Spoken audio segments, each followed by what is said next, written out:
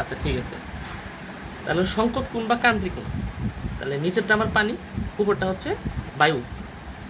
বল, তাহলে পানি কি মাধ্যম, ভারী না হালকা? ভারী। ভারী। আর উপরটা কি, হালকা। তাহলে এখন আগে অবিলম্ব আঁকো।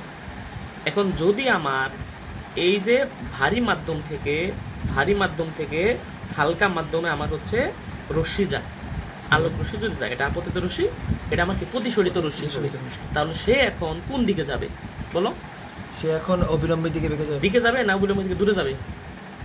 অবিলম্বের থেকে দূরে যাবে। দূরে যাবে। ওই যে আগে শিখেছি ওই যে বায়ু গরিব, তাহলে গরিবের কাছে যাবে না, সে হচ্ছে দূরে বেঁকে যাবে, তাহলে এদিক দিয়ে বেঁকে যাবে। তাহলে দেখো এই কোণটার মান, এই যে ধরো এটা আমার θ1, এটা θ2, এই যে এইটুকু আমার θ2, রাইট, এটা θ2। তাহলে θ1 এর মান আমি যদি আরো বড় করি, আরেকটু বড় করি, তাহলে এটা কি আরো বেঁকে যাবে। হ্যাঁ।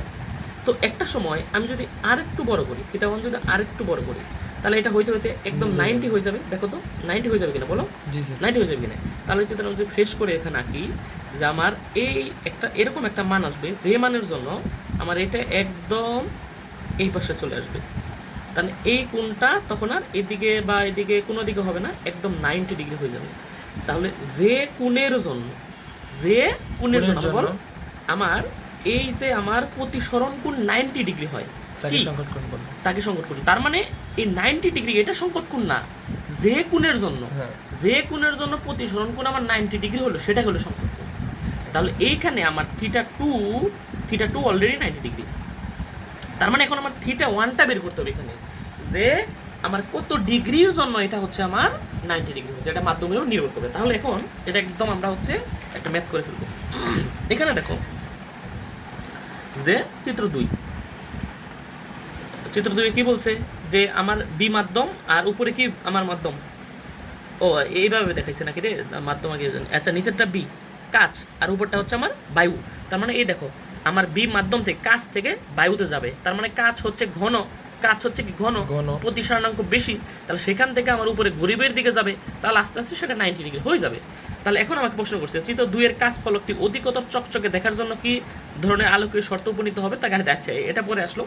তাহলে এখন এইখানে যে বিষয়টা হবে, এই যে দেখো যে আমার ক্রান্তি কোণ বা সংকট কোণটা বের করতে হবে। তো ক্রান্তি কোণ বা সংকট কোণ আমরা যখন বের করব, তাহলে আমরা একদম নর্মাল আগে যে ম্যাথটা যে নিয়মে করছি এই নিয়মে ম্যাথ করব। তাহলে এখানে তুই কি পড়ছস, আমি এই নিয়মে একদম θ1 is equal to sine n1 sine θ1 is equal to n2 sine θ2। বলো সমস্যা আছে? আমার এখান থেকে কার মান বের করতে হবে এখন? এই যে এখন θ1 এর মান বের করতে হবে, রাইট? θ2 এর মান তো ফিক্সড 90 ডিগ্রি হয়ে গেছে অলরেডি, θ2 তো অলরেডি কি 90 ডিগ্রি হয়ে গেছে, এখানে বুঝো কথাটা কিন্তু θ2 90 ডিগ্রি হয়ে গেছে, আমার বের করতে হবে θ1, অর্থাৎ যার জন্য এটা 90 ডিগ্রি আমার হয়েছে। তাহলে sign θ1 is equal two n1 টা এই পাশে আছে, আমি লাইভে বসে দিলাম n1 ইনটু সাইন θ2 এর মান হচ্ছে এখন কত 90 ডিগ্রি। তাহলে ফিক্সড, কিন্তু আমার যদি সংকট কোণের মান বের করতে বলে তাহলে ওই যে প্রতিসরণ কোণের মান ফিক্সড 90 ডিগ্রি। তাহলে সাইন 90 ডিগ্রির মান কত 1, সাইন 90 ডিগ্রির মান 1। তাহলে n2 এর মান কত এইখানে n2 আমার কি বায়ু হচ্ছে 1.0029। হ্যাঁ ওই একই n ধরো। আর এটা কি হচ্ছে পানি না কাঁচ, ওরা দিচ্ছে তো কাঁচ, তাহলে কাঁচের প্রতিসরণ 1.52 ইনটু আমার সাইন 90 ডিগ্রি মান 1, তাহলে হয়ে গেল। তাহলে এটা মান কত আসে? তাহলে এটা তো 1ই, তাহলে 1 ডিভাইডেড 1 ভাগ কত 1.52। সমস্যা আছে? তাহলে এখানে কত আসবে? এসডি করলে আসতেছে আমার হচ্ছে 0.6578, এটা তাহলে একদম 8 দিয়ে দিলাম। আর এইটা হলো আমার সাইন θ1। তাহলে এখন আমাকে হচ্ছে কার মান বের করবো, আমি এই θ1 বের করবো, তাহলে ওটা ইনভার্স হয়ে যাবে সাইন, তাহলে সাইন ইনভার্স 0.658। বলো সমস্যা আছে? তাহলে ইনভার্স করবো এখন, শিফট সাইন ইনভার্স কত, আমি ব্র্যাকেটটা দে, ও ব্র্যাকেটটা একটা অলরেডি হয়ে গেছে 0.658। হ্যাঁ আমার মান কত আসছে? এই যে 41, তাহলে 41.14।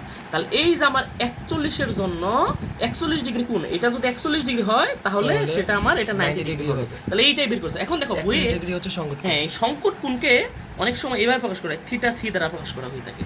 বলো বুঝতে পারছো? জি স্যার। সমস্যা আছে? পারবা এখন? Yes sir. Okay good, thank you.